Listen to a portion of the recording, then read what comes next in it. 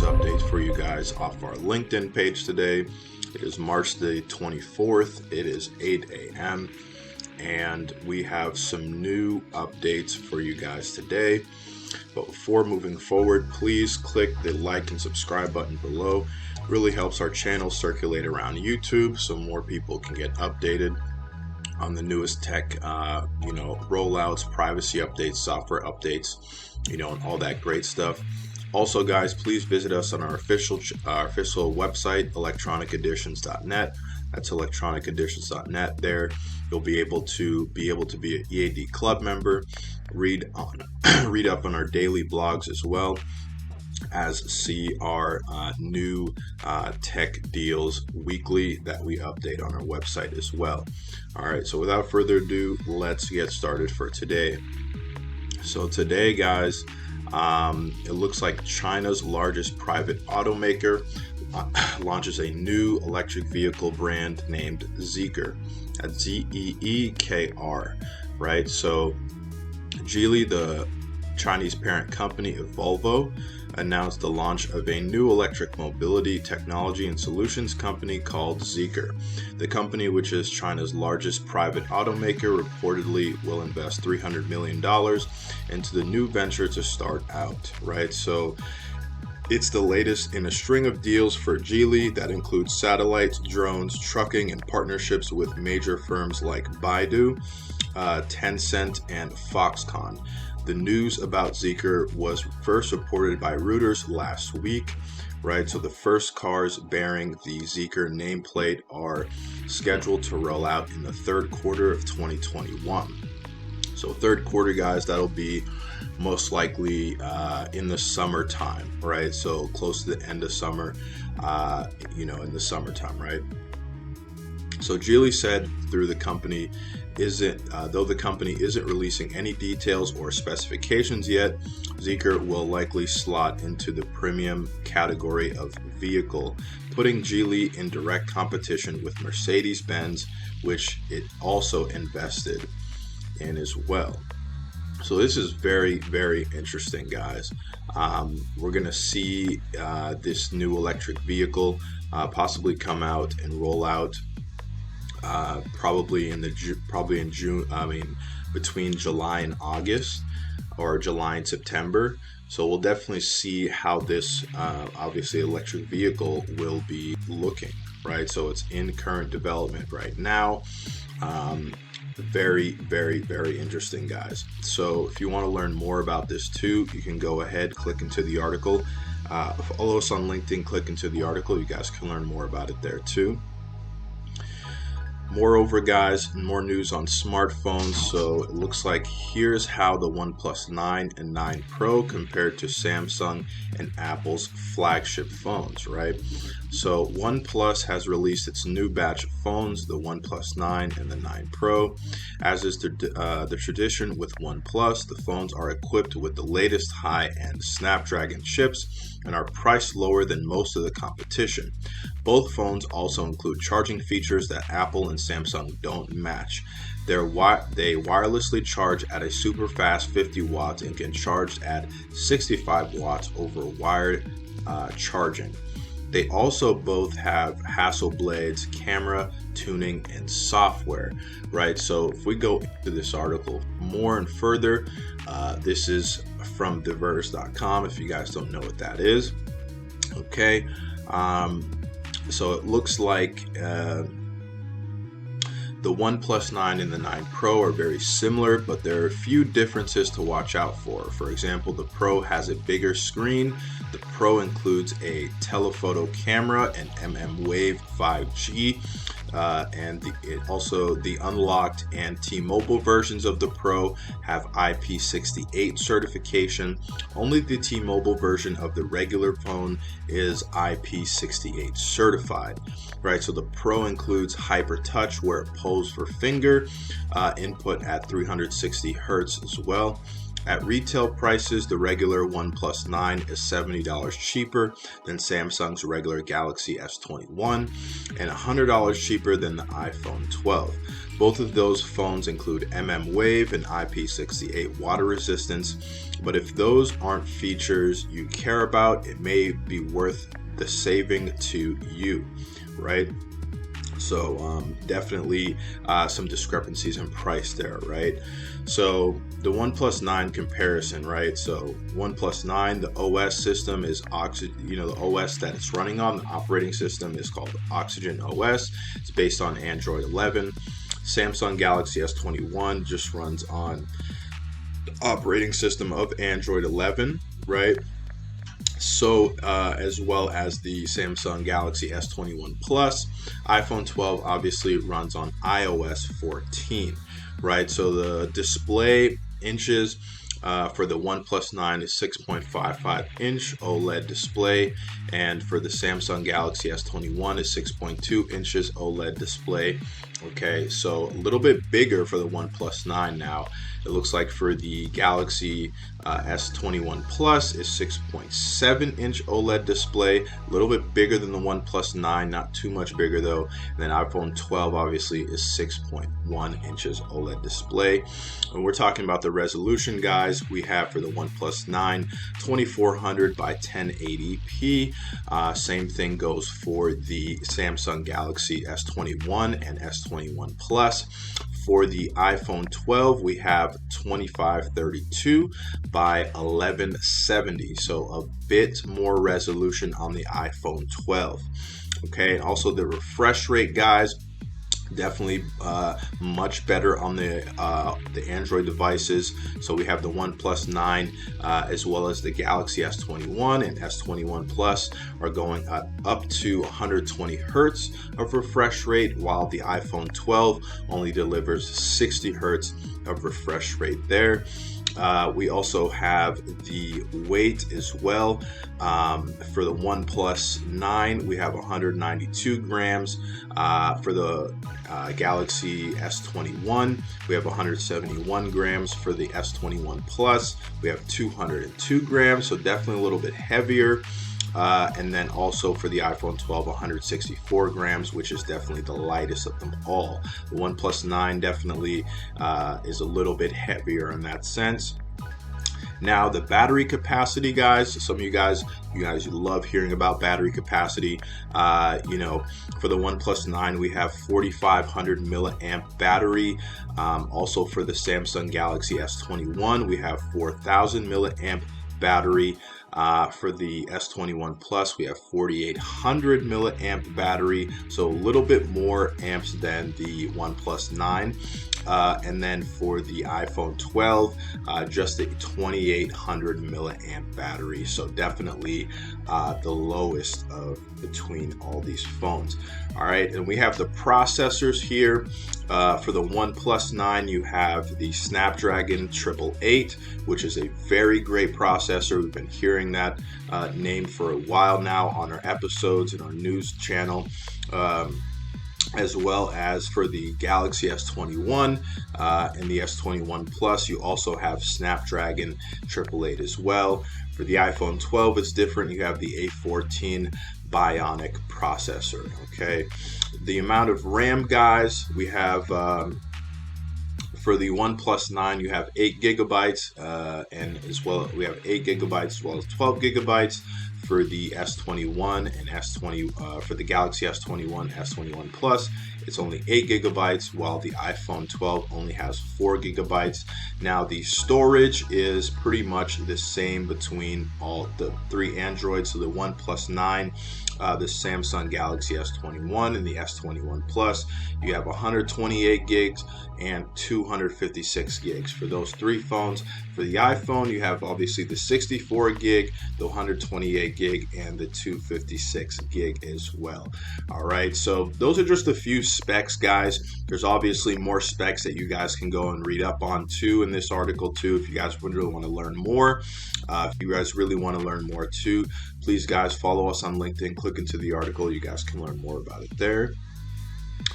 Moreover, guys, it looks like Amazon, right? Big hitter, Amazon is opening a new game studio in Montreal, Canada, led by Rainbow Six Siege developers, right? So if you guys don't know, Rainbow Six Siege is a great first-person shooter game. You guys can purchase that on the Xbox Live Store and also the PlayStation Store. Great first-person shooter game, right? So Amazon is illustrating to its commitment to game development with a new studio opening despite its struggles to make a hit in recent years, right? So the company on Tuesday announced the new studio's Montreal-based team, which will create original AAA games with an initial focus on a new online multiplayer title, right? So the new studio will be led by the industry veterans who worked on Ubisoft's Tom Clancy Rainbow Six Siege. Amazon Games Montreal studio is its fourth studio, with 3 other locations based in Seattle, San Diego, and Orange County as well. So this is a pretty big step, with Amazon.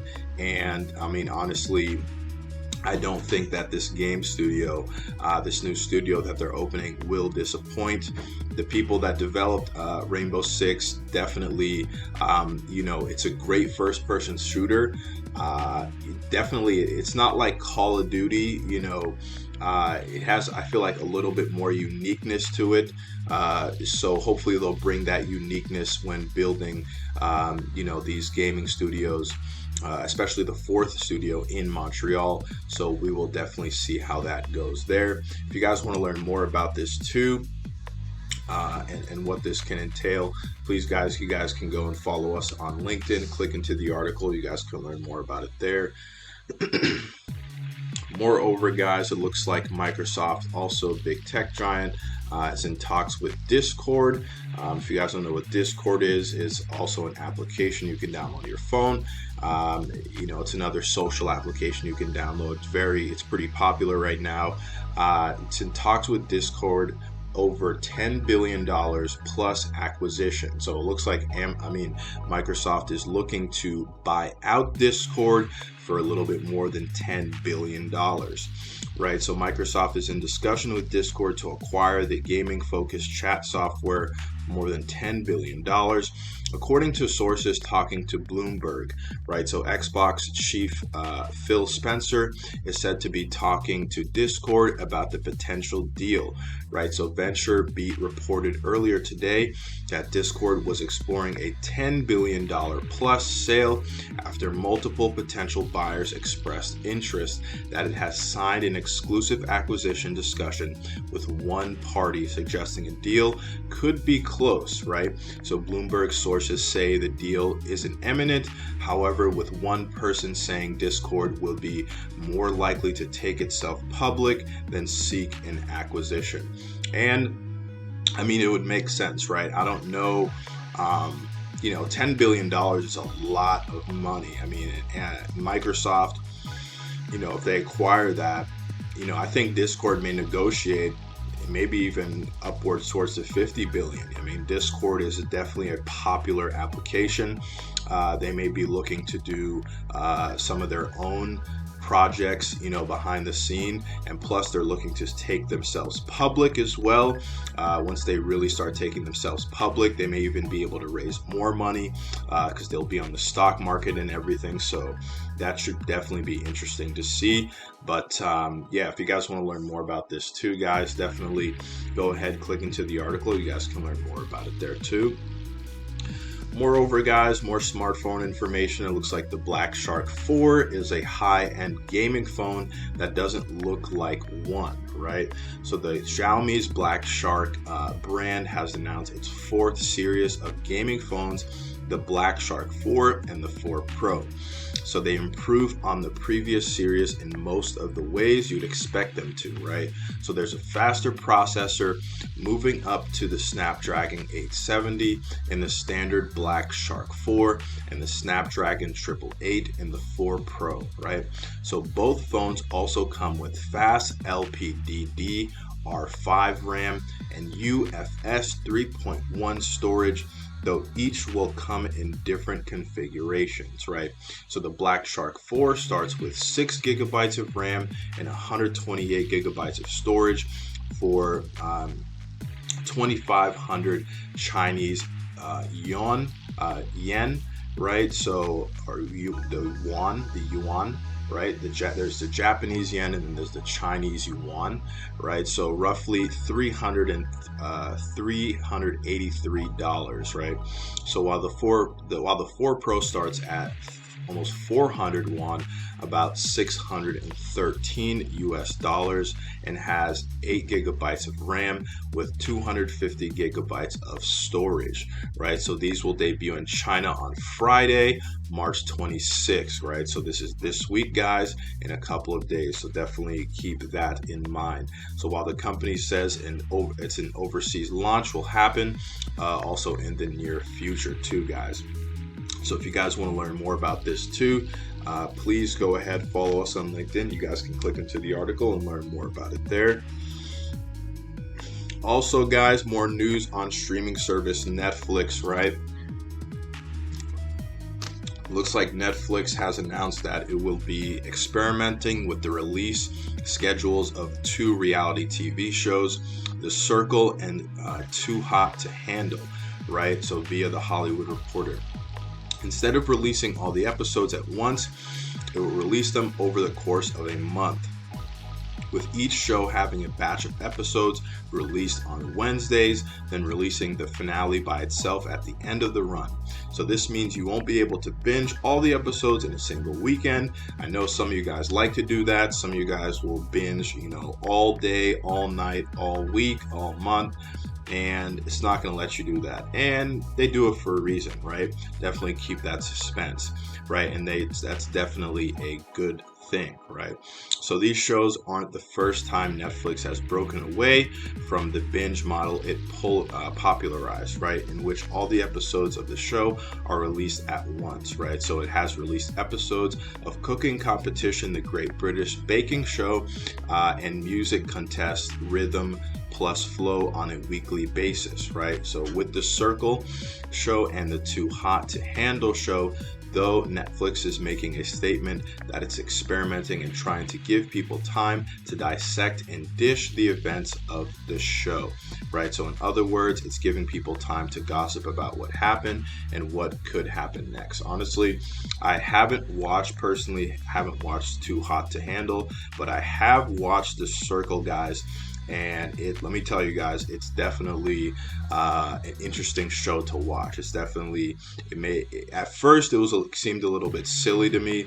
It was like, why am I watching this reality TV show where people are locked in a room and they're communicating with each other via online, and it's like a whole gaming. It's like not a gaming, but a reality TV show, and they're in competition with one another, right? But they're in separate rooms, right? And they can't see each other physically, but they're talking to each other virtually online, right? So it's very interesting, guys. So it's called The Circle, guys. Check it out. It's on Netflix. So if you guys want to learn more about this too, go ahead, follow us on LinkedIn, click into the article. You guys can learn more about it there. More news also, guys, on EVs. It looks like you can now buy a Tesla with Bitcoin in the United States, right? So Elon, he announced this on Twitter. Definitely saw this about yesterday too.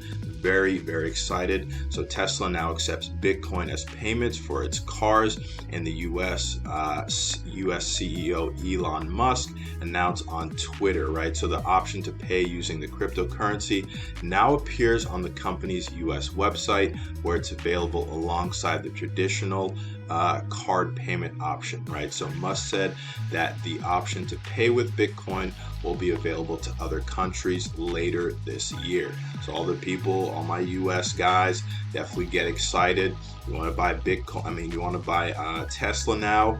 You don't really have cash, but you have Bitcoin. you can now definitely do it, guys. So obviously make sure you're sending it to the correct Bitcoin address, because if you send $30,000 to $50,000 to $100,000 to the wrong Bitcoin address, you will have lost it all, and that would be unfortunate, right? So if you guys want to learn more about this information too, please go ahead, follow us on LinkedIn, click into the article. You guys can learn more about it there too. All right, guys. Also, it looks like the electric scooter company Lime has features to make scooter sharing less stressful, right?